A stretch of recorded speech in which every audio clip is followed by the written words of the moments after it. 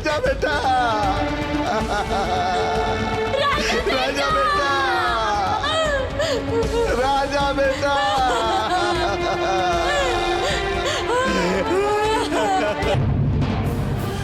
अमर, अमर, राजा बेटा के देख ले बड़ा, हुए बैठो ले रही, हाथ धो ले रही, कुछ याद आ रहा, तू देख ले बड़ा। ना हम तो ना देखने राम भाई ना।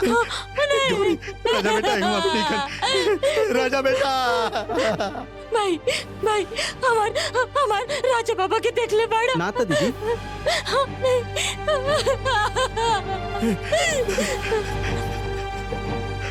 राजा बेटा, राजा बेटा, राजा बेटा।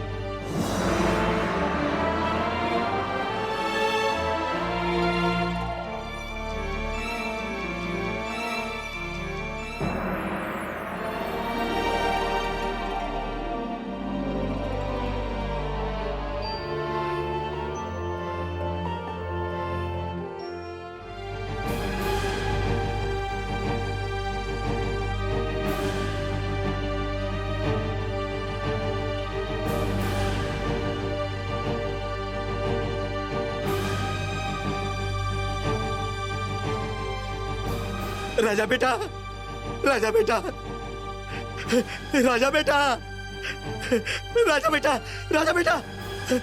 भाई साहब कोनो बच्चा के देख ले हैं, चूड़ीदार कुर्ता पैजामा पहन ले, ईमान नहीं ख्याल, राजा बेटा।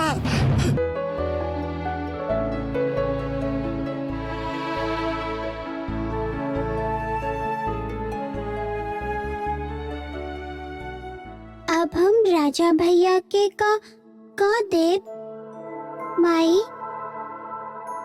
दुर्गा माई वापस दिया दोनों।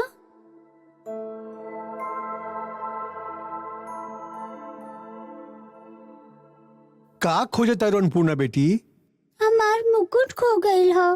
तुम्हार मुकुट खो गई? कैसे खो गई? हवा के झोंका से उड़ गई। अरे बाप रे, हवा से?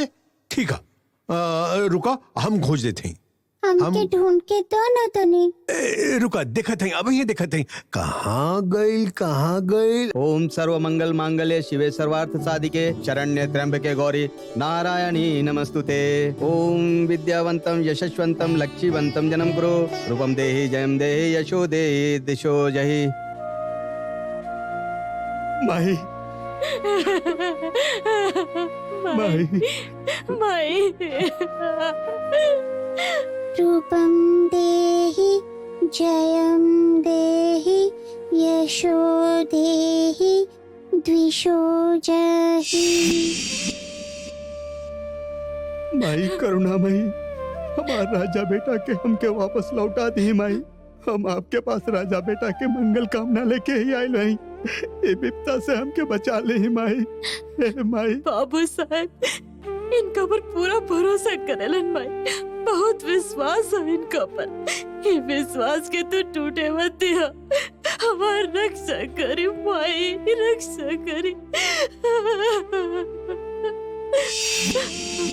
रूपम देहि जयम देहि यशो देहि द्विषो जहि। भोग लगावे के समय हो गई है, आधा घंटा के बाद पूजा शुरू हुई। त्वमेव माता पिता त्वमेव त्वमेव बन्धुः सखा त्वमेव विद्याधरणं त्वमेव त्वमेव सर्वं मम देव देव।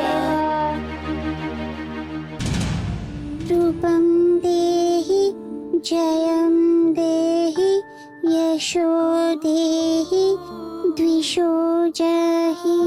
त्वमेव माता पिता त्वमेव बन्धुः सखा त्वमेव विद्याधरणं त्वमेव सर्वं देव देव। राजा बेटा, गुरु ब्रह्मा गुरु विष्णु गुरुदेवो महेश्वरा गुरु साक्षात् परं ब्रह्म तस्मै श्री गुरुवे नमः। तस्मै श्री गुरुवे नमः। तस्मै श्री गुरुवे नमः।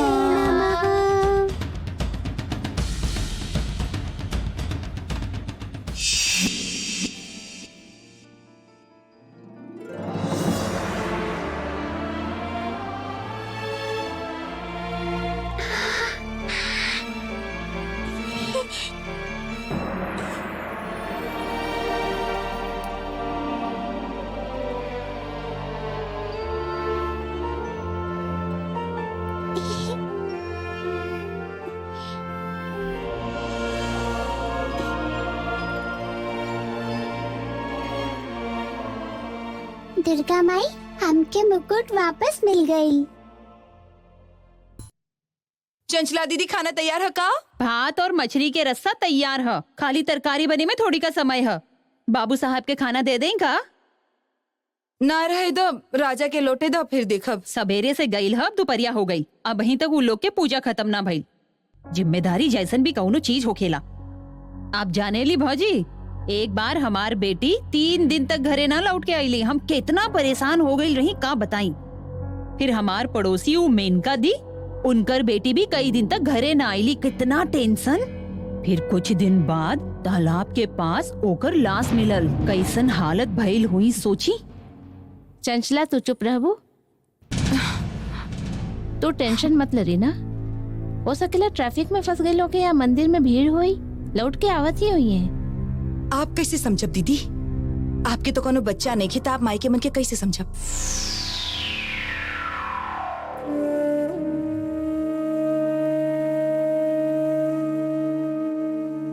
मिली सनातन जी? ना मिलल सर। ऐसे कैसे? वो सामने तो टेबल पर रखल हा। बहुत ढूंढ ली सर, असल में याद ना आवत रहे। का लावे खातिर कहले रहे सर?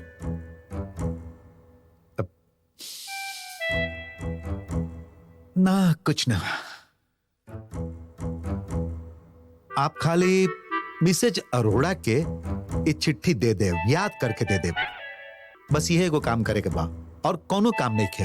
यहाँ नाम लिखल है Mrs Aruna Arora. Right? Right है सर? सर आप बिल्कुल चिंता मत करिए, हम जब तक है ना, आपके चिंता करे की जरूरत नहीं है। यदि कोनो प्रॉब्लम होखे तो आप खाली हमके को फोन कर दे, बस। चलिए सर।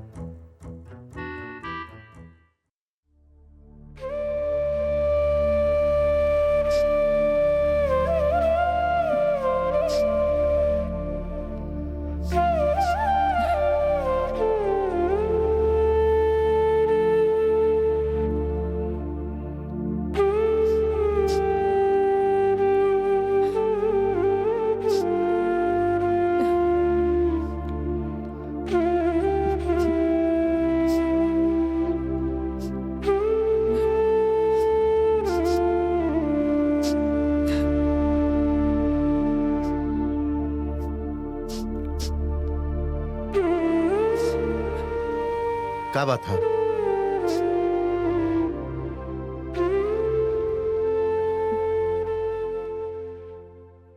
का भइला? कहवा कुछ भी तो ना। देखी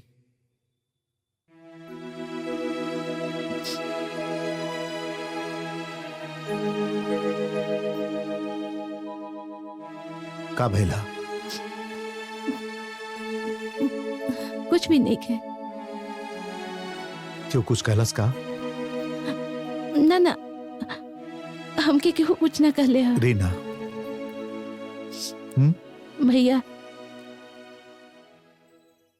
भैया, हमके लगा था कि हम तू लोग पर एगो जैसे एगो बोझ बन गई है।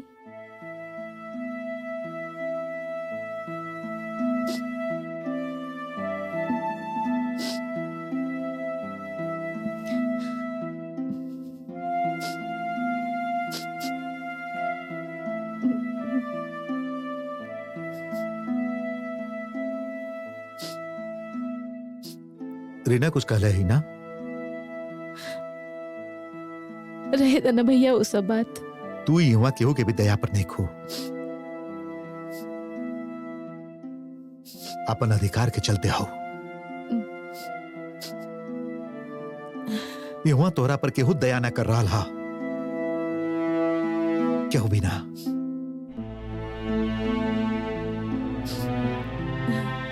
रीना कहले ही ना? भाई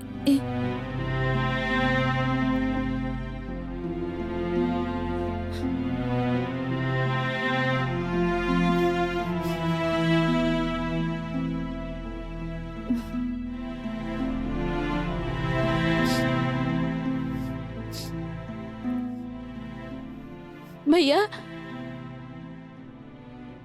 कल के बात याद है ना मिसेस नौतियाल? हाँ, राजा के जन्मदिन है। हाँ, 5 साल के हो गई। आइब जरूर। ना ना, छोट सा पार्टी रख ले हैं, ज्यादा कुछ ना। मिस्टर नौटियाल के लेके आइब। हम लोग आपकी इंतजार करब। हाँ, टीना। ओहे। ओके, कल मिलत हैं। हाँ, बाय। राजा लौट आयल का? हमार बहन के तू का कहले हो? का कहलू तो हमार बहन के? भैया ये बात भाई के कान तक पहुंचावल जरूरी रहे। केहू केकरो कान में कोनो बात नहीं के पहुंचौले, और यही से हम पूछत हैं कि तू का कहले हो? हम का कहली? माई के ममता की समझ नहीं खे, बस यही तक कहली। इतना सा बात के इतना बड़ा इश्यू काहे बना रहा है? ई बात तू केकरा से कहलू तू अच्छा तरह से जाने लू। सॉरी बोला। हमार चिंतित होकर स्वाभाविक है। केहू के कुछ ना बिगड़ी, बिगड़ी तो हमार। रीना, अपन सीमा से बाहर मत जा। आप कबो कबो ही भुला जाएली कि ये परिवार हमार है।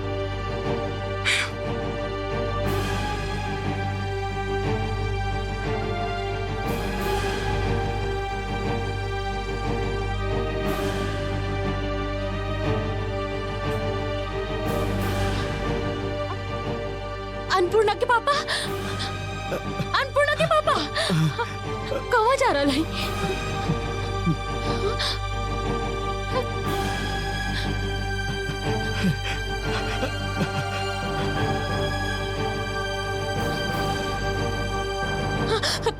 ये क्या कर रहा है?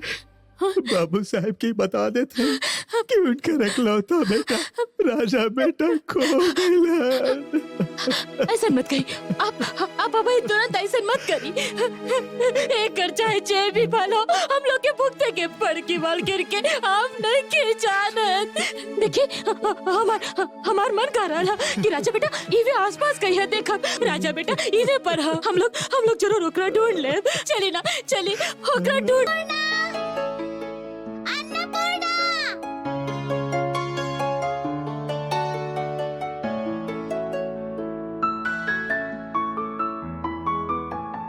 आभा आभा आभा आभा आभा आभा कितना सुंदर बनौले हो।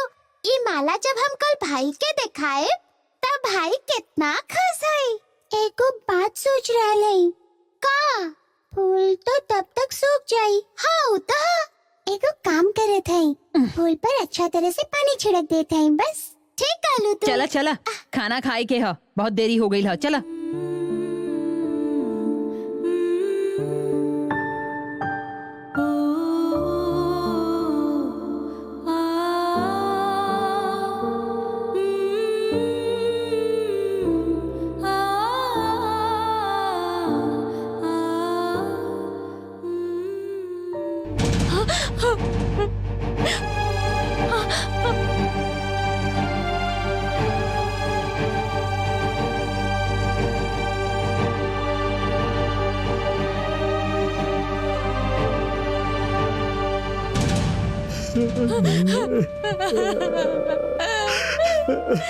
बाबू साहब जे भी सोचे था हमके जे भी भुगते के वही भुगता।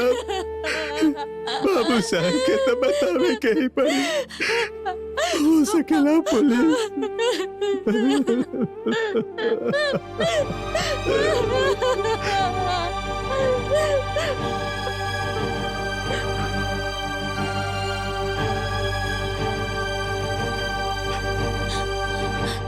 अरे भाई साहब, आप लोग एगो बच्चा के खोजत रही ना, वो मैदान के पास खड़ा है, जाई देखी। चलो चलो चलो। बहुत शैतान बड़ा, चुपचाप बैठे ही वहाँ। तू चुपचाप बैठल रहबो ना तो हम तो के बिस्कुट दे, ढेर सारा बिस्कुट दे। एगो रहे प्यारा सा डॉगी, ओकरा लेके जात रहे जोगी। जोगी के झोला से निकल के भागल डॉगी। वो घबरा गए रहे कि केहू फिर से पकड़ के ओकरा के न ले जाई। हम दोनों लुका छुपी खेली, हम राजा और तू डॉगी। बैठ जाई वहाँ, ये तो हर घर है। राजा बेटा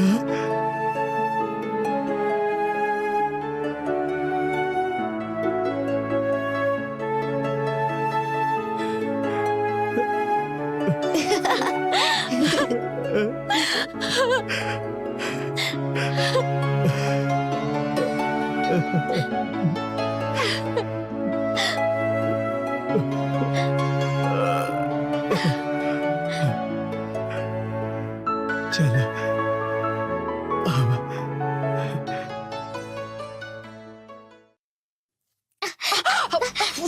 माई देखा कितना सुंदर माला है। ई सब का हो? ई सब हम बनवले हैं बड़के माई भैया के देवे खातिर। हाँ भैया खातिर मतलब इमे तो कांटा भरल है, ओकरा चुभ न जाई। हम कांटा निकाल दे बड़के माई। तू स्कूल से घरे कब आइलू? अभी तक यूनिफॉर्म पहन के घूम रहा लो, कपड़ा न बदले के हा? जा कमरा में जा, कपड़ा बदला, हाथ मुंह धो। Sorry mama. घर के नियम बदलत जा रहा है। हमके भी ऐसे नहीं लग रहा कि घर के नियम बदल रहा है। हम तो से वो बात कर ले रही जो तोके माने के चाहत रहे, तोके हमार बहन से सॉरी कहे के चाहत रहे। भैया अब शायद तू ज्यादती कर रहल बाड़ा। अब तोहके रीना से सॉरी कहे के चाहिए। रीना तू एकर बात के सीरियसली मत ल। हम जाने ले कि तू वो बात दुख पहुंचावे खातिर ना कहले रहू। सचमुच राजा अभी तक ना आइल, ई सोचे वाला बात है। सॉरी, हम के तरह से बात ना करके चाहत रहे।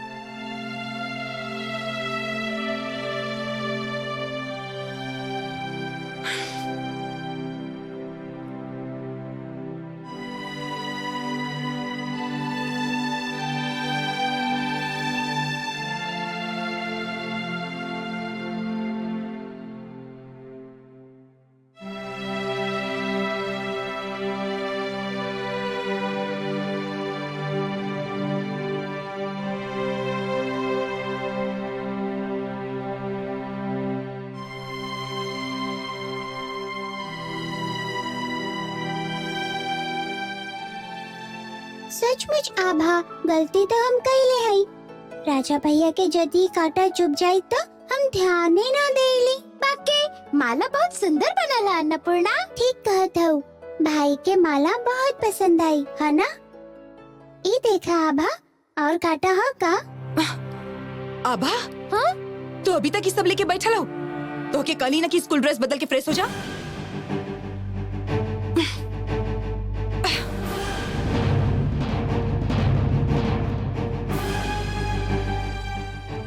ये सब कूड़ा कचरा है।